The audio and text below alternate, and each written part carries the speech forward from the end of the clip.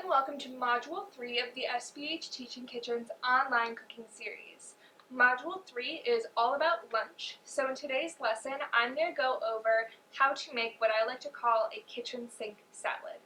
This is not something that necessarily has a recipe to it, but just like the phrase says, we can throw pretty much anything but the kitchen sink onto a salad and make something that's really delicious and filling and satisfying. So first I'm going to go over the different types of ingredients that we can use as a base for our salad, and then I'm going to show you two different types of salads that we can make following that formula, just to give you some ideas on how you can get creative in making a salad for yourself. So when we're making these salads, the idea behind this is it is a complete meal. We don't need to eat anything else with this in order to feel full and satisfied. So these are main meal salads, not necessarily a side salad. The first thing we need for our salad is our greens, or our lettuce. And there's a lot of different options out there. You could use spinach or arugula. You could use something like a pre-made spring mix. Spring mix is just a lot of little baby lettuces all mixed together. Or you could buy a full head of lettuce. So there's romaine, red leaf, green leaf lettuces. You buy those whole and chop them up yourself. So this is an example of that. This is red leaf lettuce that I've just washed and chopped up. I find that buying the whole leaf lettuce is a little bit cheaper than buying the pre-made mixes, but it's really all about what you like and what is affordable for you. After our greens, we need some more vegetables as well. So this is going to help to bulk up our salad. And we can get really creative with the vegetables. It doesn't just have to be some raw tomato and cucumber. We can use a lot of different types of raw vegetables. We could use onions or broccoli, but we can also use cooked vegetables. I really love roasted vegetables on a salad because I find that they have a lot of extra flavor to them, and you're saving your jaw a workout from trying to chew on a lot of raw vegetables at one time. You could also use any kind of leftover vegetable from dinner the night before. So if you grilled something or steamed something, any of those leftover vegetables are really great on a salad, even if they're cold.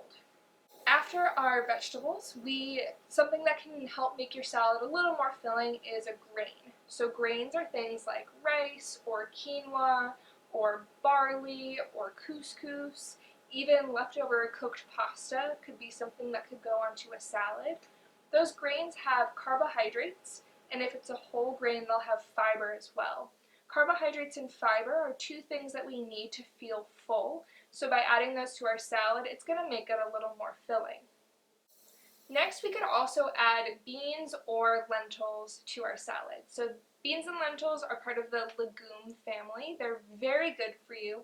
They're full of fiber and protein, and they have some carbohydrates to them, so they're going to make your salad very filling. These are also a great option if you're not adding meat to your salad, because now you can get some protein from those beans or lentils. Speaking of meat, we can also add meat to our salad. So that could be anything like chicken or turkey. We could even use canned tuna or leftovers. So if you have some leftover roast chicken or pork chops or even some beef, you can slice that, shred it, dice it, and put a little bit on your salad. The protein from that is going to make it just that much more filling. Another option that we can add to our salad is some cheese. Cheese is going to add some fats and some protein to our salad, and it's also a little bit salty. So that salty flavor from the cheese can help to season our overall salad.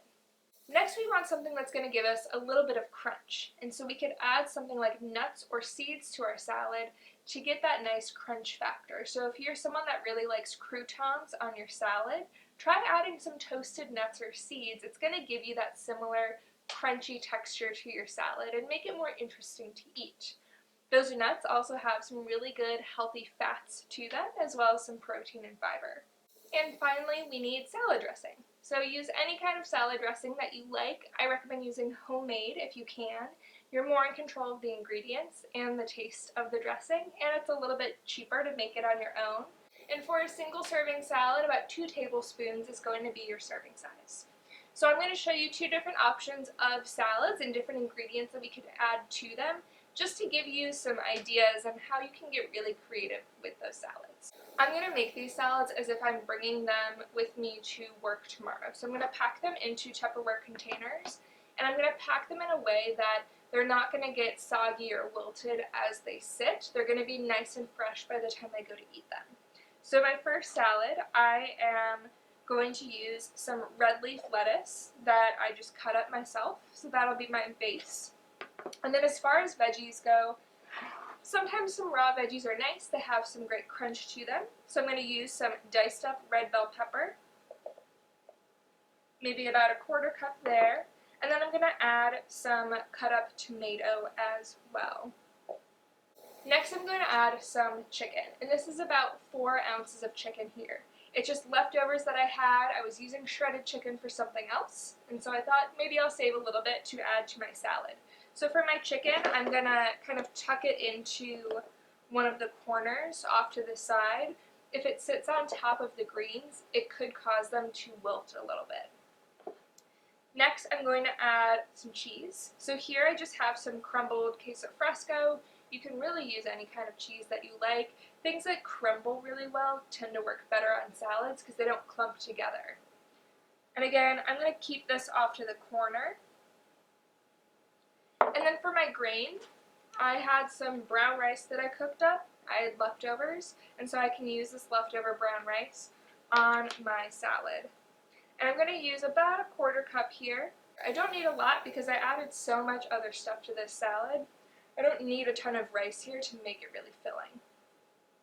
For my dressing, I'm just going to use 2 tablespoons of a balsamic vinaigrette. It's what I had on hand, but really get creative with your salad dressings. Use whichever kind that you like. And I have my dressing in a separate container. I don't want to dress this yet. If I put the salad dressing on now, those greens are going to get wilted, soggy. You're not going to want to eat the salad. It's going to look really sad by the time you go to eat it. So always keep your dressing on the side until right before you go to eat your salad. So that's my salad number 1. We have peppers, tomato, brown rice, shredded chicken, and some crumbled queso fresco. For our other salad, again, I'm using things that I had left over to create this salad. My base is going to be some spring mix. Instead of using the raw tomato and pepper, I have some leftover roasted red peppers and roasted cherry tomatoes from dinner that I made last night. So I can put these roasted veggies onto my salad. They're just going to add some more interesting flavors here. Again, I'm going to tuck everything off to the corner just so my salad doesn't get too wet. Some other veggie options. This one's going to be veggie heavy because it's going to be a vegetarian salad. I have some green beans. These were steamed, again, leftover from dinner, so I can just throw a handful of my steamed green beans on there. And then I also have some cucumber that I sliced up. Again, this is all just stuff that I had left over from other meals that I made. You could also pre-cut things for yourself and keep them on hand. So if you know you're going to be making a lot of salads for yourself, cut up a lot of vegetables, roast a lot of vegetables, steam a lot of vegetables, have them cut up, ready to go in your fridge. That way making a salad like this doesn't require a lot of effort or time. For my grain, I have some cooked red quinoa that I can go ahead and add. About a quarter cup here, maybe even a little bit less. For my protein, because this is vegetarian, I am going to add some chickpeas.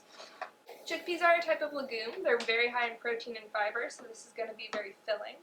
For some crunch, I'm going to add some toasted sunflower seeds.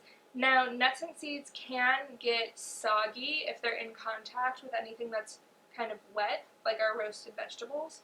So I'm actually going to put these into a separate container. That way they can stay separate and stay crispy until I'm ready to eat them. And I'm just going to tuck that container into my salad. And then finally I have my salad dressing. So again, I'm using that same balsamic vinaigrette, 2 tablespoons of it. I have it in a separate container, and I can go ahead, tuck that into my salad so it's ready to go. The trick to salads when you bring them to go is once you want to eat it, open up that dressing, pour it on top, put your lid on your salad, give it a really good shake, and now you have a delicious salad that you made for yourself ahead of time. It didn't take a lot of effort, it didn't take a lot of time, but it's going to be delicious, filling, satisfying, and probably a lunch that your coworkers are going to be jealous of.